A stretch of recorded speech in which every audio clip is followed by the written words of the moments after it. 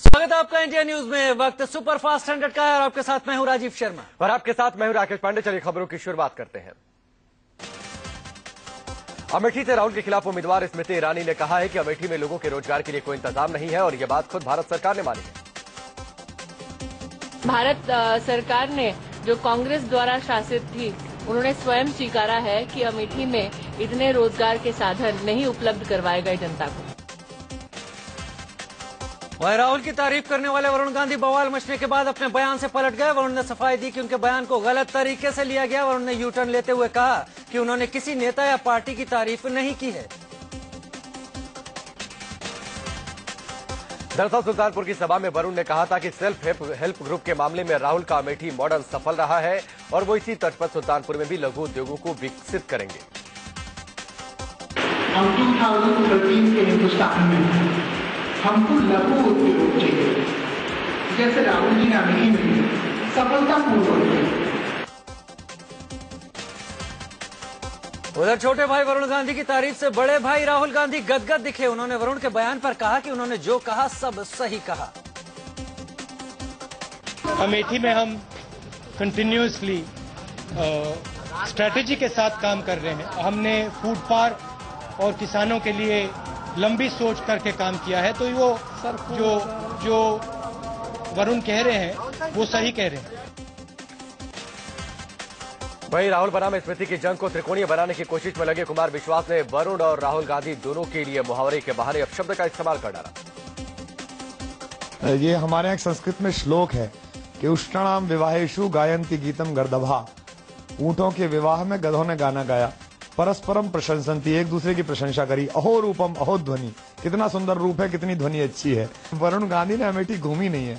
मैं पिछले 3-4 महीने से अमेठी में हूँ। एक बार वरुण गांधी अमेठी की सड़कें देखें और अगर वो सुल्तानपुर को ऐसा बनाना चाहते हैं तो भगवान सुल्तानपुर की रक्षा करे। बीजेपी के प्रधानमंत्री पद के उम्मीदवार नरेंद्र मोदी की आज दिल्ली से सटे गाजियाबाद में रैली है। गाजियाबाद से बीजेपी ने पूर्व army chief general VK Singh को मैदान में उतारा है। वीके सिंह के सामने कांग्रेस के राज बब्बर और आम आदमी पार्टी की शाजिया इल्मी मैदान में हैं। मोदी गाजियाबाद के अलावा कुरुक्षेत्र और गुड़गांव में भी रैली करेंगे। गुड़गांव में बीजेपी ने कांग्रेस का दामन छोड़ने वाले राव इंद्रजीत सिंह को अपना उम्मीदवार बनाया है। वहीं कांग्रेस अध्यक्ष सोनिया गांधी आज बिहार के सासाराम में रैली करेंगी। सासाराम से लोकसभा अध्यक्ष मीरा कुमार कांग्रेस की उम्मीदवार हैं। प्रधानमंत्री मनमोहन सिंह भी आज बिहार में होंगे। प्रधानमंत्री के औरंगाबाद और जमुई में रैली है। जमुई चुनावी सभा को संबोधित करेंगे। मनमोहन सिंह पहले बिहार के औरंगाबाद में जनसभा करेंगे, इसके बाद वो जमुई में जाएंगे। आम आदमी पार्टी के संयोजक अरविंद केजरीवाल आज दिल्ली के सोनिया विहार इलाके में चुनाव प्रचार करेंगे। केजरीवाल अपने उम्मीदवार प्रोफेसर आनंद कुमार के लिए वोट मांगेंगे। चुनावी रैलियों की लिस्ट में आज मुलायम सिंह पश्चिमी यूपी में रैली करेंगे। मुलायम यूपी के बुलंदशहर और दादरी में चुनावी सभा को संबोधित करेंगे और अपने प्रत्याशियों के लिए वोट मांगेंगे। यूपी की पूर्व मुख्यमंत्री और बीएसपी सुप्रीमो मायावती भी आज चुनावी रैली करेंगी। मायावती बिजनौर में जनसभा करेंगी। इसके अलावा वो नगीना और अलीगढ़ में भी लोगों से मिलेंगी और बीएसपी के लिए वोट मांगेंगी। यूपीए नेता और केंद्रीय कृषि मंत्री शरद पवार ने कहा है कि लोकसभा चुनावों में बीजेपी सबसे बड़ी पार्टी बन सकती है। उन्होंने कहा कि एनडीए मजबूत हो रहा है। हालांकि उन्होंने ये भी जोड़ा कि एनडीए को बहुमत नहीं मिलेगा। They will not reach to magic figure, but they will get number which one has to accept they got a respectable number. NCP मुखिया शरद पवार ने एमएनएस चीफ राज ठाकरे की भी तारीफ की। उन्होंने कहा कि राज ने अपनी मेहनत से एक राजनीतिक दल खड़ा किया है, जबकि उद्धव को तो बनी बनाई पार्टी मिली थी। कांग्रेस के कद्दावर नेता और पूर्व विदेश मंत्री एसएम कृष्णा ने राष्ट्रीय स्वयंसेवक संघ की तारीफ की है। कृष्णा ने तो यहां तक कहा कि कांग्रेसियों को आरएसएस से सीखने की जरूरत है। कृष्णा के मुताबिक आरएसएस में हर कोई एक आवाज में बात करता है, जिससे हमें बहुत कुछ सीखने की जरूरत है। आम आदमी पार्टी ने 19 कैंडिडेट की अपनी एक और लिस्ट जारी कर दी। पार्टी ने रायबरेली से सोनिया गांधी के खिलाफ पूर्व सांसद और छत्तीसगढ़ हाईकोर्ट के पूर्व जज जस्टिस फखरुद्दीन को मैदान में उतारा है। आम आदमी पार्टी ने लाल बहादुर शास्त्री के पोते आदर्श शास्त्री को इलाहाबाद से टिकट दिया है। इस सीट पर आदर्श शास्त्री का मुकाबला कांग्रेस कैंडिडेट नंद गोपाल गुप्ता और नंदी और समाजवादी पार्टी के रेवती रमत सिंह से होगा। कांग्रेस अध्यक्ष सोनिया गांधी ने साफ कर दिया है कि उनका आखिरी चुनाव नहीं है। इससे पहले कहा जा रहा था कि खराब स्वास्थ्य की वजह से शायद ये उनका आखिरी चुनाव हो रहा है। बरेली में इंडिया न्यूज के रिपोर्टर मिथिलेश कुमार ने सीधे सोनिया से पूछा तो उन्होंने इसे सिरे से खारिज कर दिया। इससे पहले सोनिया गांधी ने कल रायबरेली से अपना नामांकन दाखिल कर दिया। रायबरेली में 30 अप्रैल को वोटिंग होनी है। इस सीट से सोनिया गांधी चौथी बार चुनाव लड़ रही हैं। पिछले लोकसभा चुनाव में सोनिया ने बड़े अंतर से जीत हासिल की थी। नामांकन से पहले सोनिया गांधी ने रायबरेली में पूजा कर जनता का आशीर्वाद लिया। पूजा के बाद बेटे राहुल गांधी के साथ सोनिया सीधे कलेक्ट्रेट पहुंची और पर्चा दाखिल किया। सोनिया गांधी के साथ उनके बेटे और कांग्रेस उपाध्यक्ष राहुल गांधी भी मौजूद थे। राहुल गांधी खुद सोनिया गांधी की कार ड्राइव कर रहे थे। राहुल काफी खुश दिख रहे थे। चेहरे पर न कोई तनाव था, न ही मोदी लहर की फिक्र दिखाई दे रही थी। कांग्रेस अध्यक्ष सोनिया गांधी ने कहा कि सेकुलर वोटों का बंटवारा नहीं होना चाहिए। हिंदुस्तान टाइम्स अखबार के मुताबिक सोनिया ने दिल्ली की जामा मस्जिद के शाही इमाम सैयद अहमद बुखारी से सेकुलर वोटों को बंटने नहीं देने की अपील की। सोनिया गांधी और इमाम बुखारी की यह मुलाकात इसलिए भी अहम है क्योंकि 30 साल बाद किसी कांग्रेस अध्यक्ष से शाही इमाम मिले हैं। इससे पहले इंदिरा गांधी ने मौजूदा शाही इमाम के पिता अब्दुल्ला बुखारी से मुलाकात की थी और चुनाव में समर्थन मांगा था। इधर सेकुलर वोटों को बंटने नहीं देने की सोनिया की अपील को बीजेपी ने सांप्रदायिक सियासत करार दिया है। बीजेपी अध्यक्ष राजनाथ सिंह ने कहा कि कांग्रेस शुरू से ही बांटने वाली राजनीति करती रही है। कांग्रेस एक ऐसी पॉलिटिकल पार्टी इस देश की है जो बराबर जिसने की कम्युनल पॉलिटिक्स की है और लोगों को बांटने की राजनीति की है। आम आदमी पार्टी के संयोजक अरविंद केजरीवाल ने हैरान करने वाला बयान दिया है। उन्होंने कहा कि अगर नरेंद्र मोदी बीजेपी वालों के लिए गैस के दाम नहीं बढ़ाएंगे तो वो भी बीजेपी में ही शामिल हो जाएंगे। अगर नरेंद्र मोदी जी ये कह दें भाई बीजेपी वालों को गैस के दाम नहीं बढ़ाएंगे, मैं भी बीजेपी में आ जाऊंगा। हालांकि इस बयान के थोड़ी देर बाद ही केजरीवाल पलट भी गए। केजरीवाल ने कहा कि वो मर जाएंगे लेकिन बीजेपी में शामिल नहीं होंगे। मीडिया वाले चला रहे हैं, अभी मैं पिछली मीटिंग करके आया था कि मैंने कहा मैं बीजेपी में आने को तैयार हूं। मर जाऊंगा, बीजेपी में नहीं आऊंगा, मर जाऊंगा, कांग्रेस में नहीं आऊंगा कभी। दिल्ली के गीता कॉलोनी इलाके में अरविंद केजरीवाल को काले झंडे दिखाए गए। स्थानीय लोगों ने केजरीवाल के काफिले के सामने आकर मुर्दाबाद के नारे लगाए तो कई लोगों ने काले रिबन लगाकर भी केजरीवाल का विरोध किया। केजरीवाल इस दिल्ली लोकसभा क्षेत्र में अपने उम्मीदवार राजमोहन गांधी का प्रचार कर रहे थे। उन्हीं के प्रचार के दौरान किए गए रोड शो के दौरान लोगों ने केजरीवाल को काले झंडे दिखाए। दरअसल लोग केजरीवाल के किए गए झूठे वादों और सरकार में रहकर गैर जिम्मेदाराना कामकाज से नाराज हैं। आम आदमी पार्टी में टिकट लौटाने का सिलसिला थम नहीं रहा। बिहार के बेगूसराय से उम्मीदवार जमशेद एहसन कैसर ने टिकट लौटाने के साथ साथ पार्टी की प्राथमिक सदस्यता से भी इस्तीफा दे दिया है। टिकट लौटाने की वजह उन्होंने तबीयत सही नहीं होना बताया। यूपी के कौशाम्बी से आम आदमी पार्टी के उम्मीदवार डॉक्टर शीतला प्रसाद ने भी अपना टिकट लौटा दिया है। शीतला ने आम आदमी पार्टी के नेताओं के रवैये पर भी उंगली उठाई और चुनाव लड़ने से इनकार करते हुए टिकट लौटा दिया। नवादा की रैली में मोदी ने पिछले साल अक्टूबर में पटना रैली में हुए आतंकी धमाके का मामला उठाया और नीतीश का नाम लिए बगैर कहा कि गांधी मैदान में धमाके हो रहे थे लेकिन बिहार सरकार सोई हुई थी। धमाके हो रहे थे, धरती लहूलुहान हो रही थी, सरकार सोई पड़ी थी, आतंकवादियों का खूनी खेल चल रहा था। नीतीश को निशाने पर लेने के साथ साथ राहुल गांधी पर भी मोदी ने निशाना साधा। उन्होंने कांग्रेस और आरजेडी सुप्रीमो लालू प्रसाद यादव के गठबंधन पर भी चुटकी ली। वो कहते हैं देश को एक चौकीदार नहीं चाहिए, देश को एक चौकीदार नहीं चाहिए। वो कहते हैं 125 करोड़ देशवासी चौकीदार है। शाहजादे जी, आपके चौकीदार में सबसे पहला नाम किसका है? लालू जी। ये आपके चौकीदार, क्या बचेगा? मोदी ने कहा कि राहुल गांधी देश के लिए एक नहीं करोड़ों चौकीदार की वकालत करते हैं लेकिन उनके चौकीदार अशोक चौहान जैसे नेता हैं जो आदर्श घोटाला करते हैं। आदर्श घोटाला करने वाले महाराष्ट्र के अशोक चौहान, यही आपके चौकीदार है? अरे भाइयों बहनों, क्या कभी बिल्ली को दूध की रखवाली दी जा सकती है क्या? कुछ बचेगा क्या? उधर बिहार के मुख्यमंत्री नीतीश कुमार ने नवादा की रैली में कहा कि नरेंद्र मोदी पर अल्पसंख्यकों को भरोसा नहीं है, इसलिए उन्होंने कहा कि बीजेपी ने जब मोदी को आगे बढ़ाया तो हमने बीजेपी का साथ छोड़ दिया। हमने जब देखा कि जिस चेहरे को सामने लाया जा रहा है उस पर देश के करोड़ों अल्पसंख्यकों का भरोसा नहीं है, तो हमने भारतीय जनता पार्टी से नाता तोड़ लिया और इसकी परवाह नहीं की हमारी सरकार रहेगी या जाएगी। नीतीश ने यह भी कहा कि भले ही जेडीयू को एक भी सीट ना आए, हम सिद्धांत से कभी समझौता नहीं करेंगे। उन्होंने मोदी का नाम लिए बगैर यह भी कहा कि कुछ लोग माहौल बिगाड़ने में लगे हुए हैं। मोदी पर गरजने के साथ साथ नीतीश कुमार भी कांग्रेस उपाध्यक्ष राहुल गांधी पर भी बरसे। उन्होंने राहुल के बयान पर पलटवार करते हुए कहा कि लगता है उन्हें सही तरीके से ट्यूशन नहीं मिल पाई है। वाराणसी संसदीय सीट से एसपी उम्मीदवार कैलाश चौरसिया ने प्रदेश में मंत्री पद से इस्तीफा दे दिया है। अपने इस्तीफे के बाद चौरसिया ने कहा कि मोदी भी सीएम का पद छोड़ने के बाद बनारस से चुनाव लड़े। शिवसेना प्रमुख उद्धव ठाकरे ने रसामना के जरिए राज ठाकरे पर सीधा हमला बोला है। उद्धव ठाकरे ने लिखा कि ईंट का जवाब पत्थर से देंगे, जो कुछ कहेगा उसका जवाब दिया जाएगा। हम शेर के बच्चे हैं, बिल्ली के नहीं। एमएनएस प्रमुख राज ठाकरे ने एक बार फिर से शिवसेना प्रमुख उद्धव ठाकरे पर जमकर निशाना साधा है। राज के मुताबिक बाला साहेब के आखिरी दिनों में उनके साथ अच्छा व्यवहार नहीं किया जाता था। राज ने कहा कि बाला साहेब अपने आखिरी समय में उनके द्वारा भेजा गया चिकन सूप पीते थे। राज के मुताबिक बाला साहेब के आखिरी दिनों में उनका ख्याल रखने वाला कोई नहीं था। माननीय बाळासाहेब कोमामध्ये जाईपर्यंत रोज जे मी सूप पाठवत असे तेवढंच ते सूप शेवटपर्यंत घेत होते।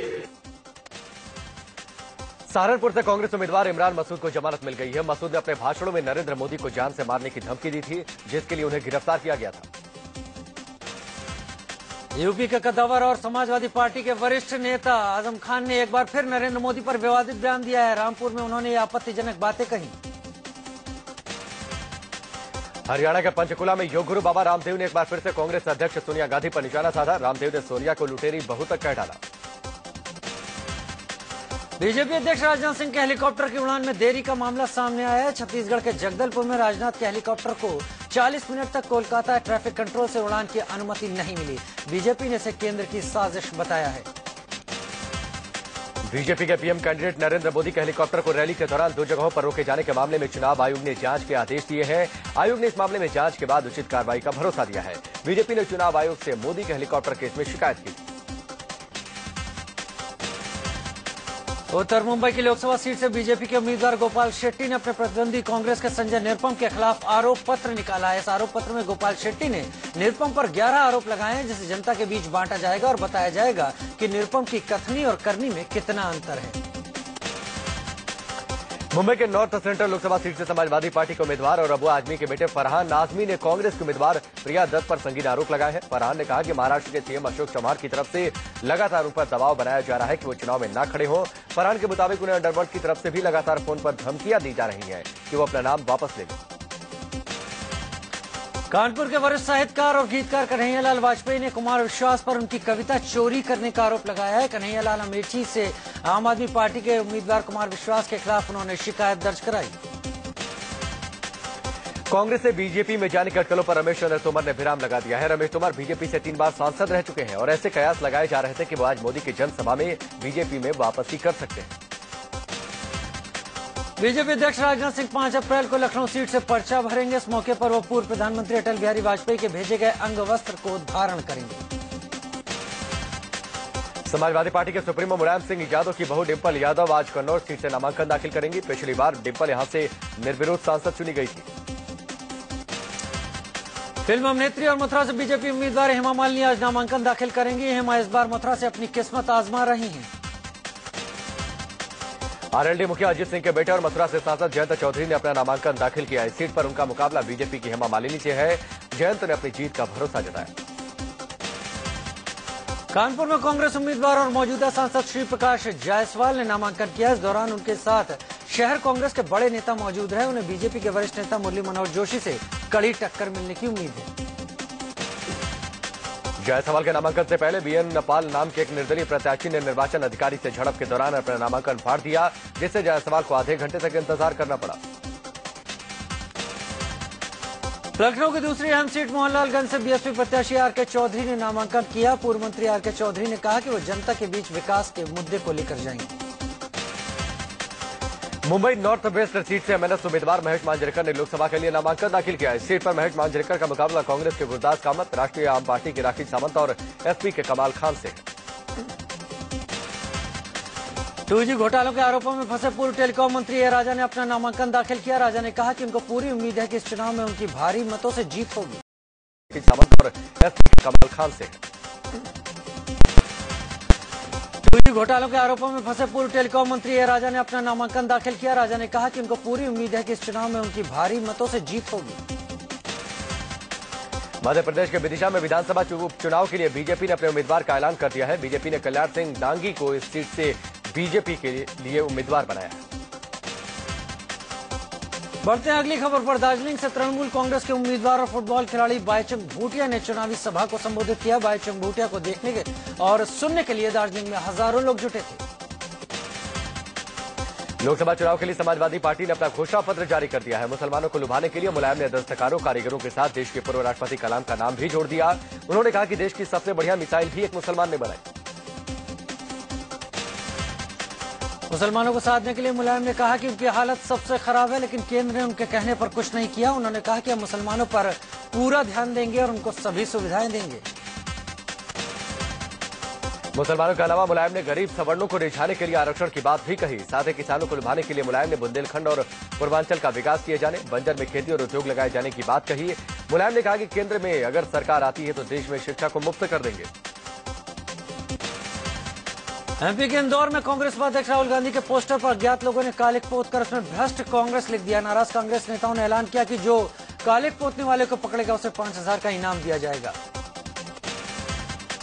दिल्ली के चांदनी चौक से बीजेपी उम्मीदवार डॉक्टर हर्षवर्धन के समर्थन में मेडिकल एसोसिएशन उतर आया है। हर्षवर्धन के चुनाव प्रचार में डॉक्टरों के कूदने से बीजेपी को बड़ी राहत मिली है।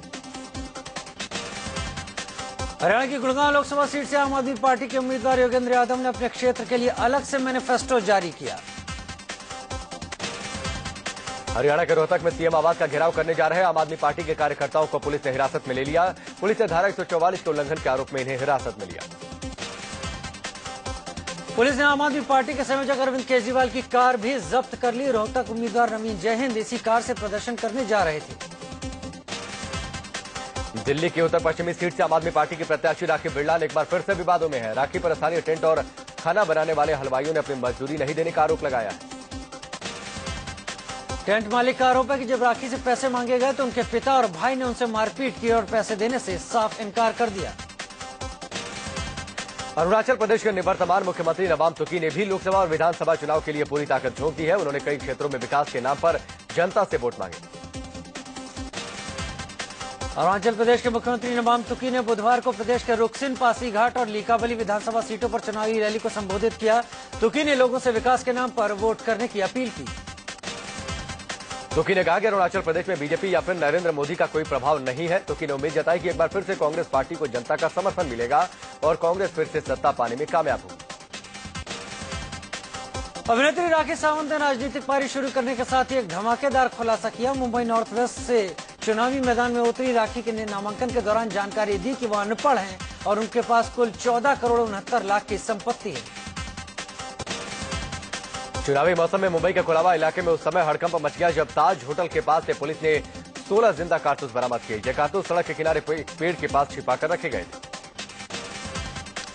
मशहूर भोजपुरी गायिका और चुनाव आयोग की ब्रांड एम्बेसडर मालिनी अवस्थी गाजियाबाद में छात्रों के बीच पहुंची। यहां मालिनी अवस्थी ने छात्रों से वोट जरूर डालने की अपील की। प्रवर्तन निदेशालय ने एनआरएचएम घोटाले में फंसे यूपी के पूर्व मंत्री बाबू सिंह कुशवाहा की 60 करोड़ से अधिक की संपत्ति जब्त कर ली है। ईडी के मुताबिक कुशवाहा के दिल्ली, नोएडा, गाजियाबाद, कानपुर, बांदा और लखनऊ में मौजूद संपत्तियों को एक साथ जब्त करने की कार्रवाई शुरू की गई। सुप्रीम कोर्ट में आज सहारा प्रमुख सुब्रत राय की जमानत याचिका पर सुनवाई होगी। आपको बता दें कि 27 मार्च को कोर्ट ने निवेशकों के 10,000 करोड़ रुपए जमा कराने की जमानत की शर्त रखी थी, लेकिन सहारा ने 31 मार्च 2015 तक किस्तों में पैसे देने की बात कही थी। यौन शोषण के आरोपों में फंसे आसाराम की जमानत याचिका पर आज कोर्ट में सुनवाई होगी। जोधपुर सत्र न्यायालय में आज इस मामले पर सुनवाई की जाएगी। मुंबई में बेस्ट बसों के ड्राइवर और कंडक्टरों ने हड़ताल खत्म कर दी है। सरकार के दखल के बाद हड़ताल खत्म करने का फैसला लिया गया। ड्राइवर कंडक्टर 12 घंटे की शिफ्ट के विरोध में मंगलवार से हड़ताल पर थे। नीतीश कटारा हत्याकांड के 3 दोषियों विकास विशाल और सुखदेव यादव की उम्र कैद की सजा को दिल्ली हाईकोर्ट ने बरकरार रखा है। दिल्ली में एक महिला के साथ रेप का मामला सामने आया है। आरोप महिला के ससुर और जीजा पर लगा है। दिल्ली के सीमापुरी में 23 साल की महिला के साथ गैंगरेप की वारदात को अंजाम दिया गया। महिला अपने घर से सामान लेने के लिए निकली थी, तभी पार्क में बैठे कुछ युवकों ने उसे पार्क में खींचकर घटना को अंजाम दिया। दिल्ली के कनॉट प्लेस इलाके में शराब के नशे में धुत 3 युवकों ने दिल्ली पुलिस के सिपाही के साथ बदसलूकी की और गाली गलौज की। यूपी के सोनभद्र में ओबराय स्टेशन के पास सिंगरौली इंटरसिटी और कटनी पैसेंजर के बीच टक्कर हुई है। सिंगरौली इंटरसिटी ने कटनी पैसेंजर को पीछे से टक्कर मार दी। हादसे में 2 लोगों की मौत हो गई, जबकि 20 से ज्यादा लोग जख्मी हुए। दिल्ली के राजौरी गार्डन इलाके में स्थित एक पब में हुए विवाद के बाद बाउंसर को गोली मार दी गई। बिहार के समस्तीपुर के एक स्कूल में छेड़खानी के मामले को लेकर जमकर मारपीट और बवाल हुआ। पीड़ित छात्राओं के परिजनों के साथ गुस्साए लोगों ने आरोपियों की जमकर धुनाई की। एमपी के इंदौर में पुलिस ने एक शातिर गुंडे को पकड़कर उसी के इलाके में उसका जुलूस निकाला। इस शख्स पर 23 आपराधिक मामले दर्ज हैं। आगरा के पवन मार्केट में देर रात एक दुकान में भीषण आग लग गई। आग इतनी भयानक थी कि उसने आसपास की कई दुकानों को अपनी चपेट में ले लिया। लखनऊ के नाका इलाके में एक बोरे के गोदाम में आग लगने से हड़कंप मच गया। रिहायशी इलाके में लगी आग से अफरा तफरी मच गई। T20 वर्ल्ड कप के पहले सेमीफाइनल में आज श्रीलंका का मुकाबला वेस्टइंडीज से होगा। यह मुकाबला मीरपुर के शेरे बांग्ला स्टेडियम में भारतीय समयानुसार शाम 6:30 बजे खेला जाएगा।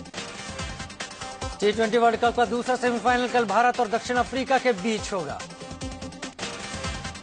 कंगारुओं के खिलाफ ताबड़तोड़ बल्लेबाजी करने वाले युवराज सिंह के टखने में चोट लग गई है, जिससे यूवी के सेमीफाइनल खेलने पर सस्पेंस बन गया है।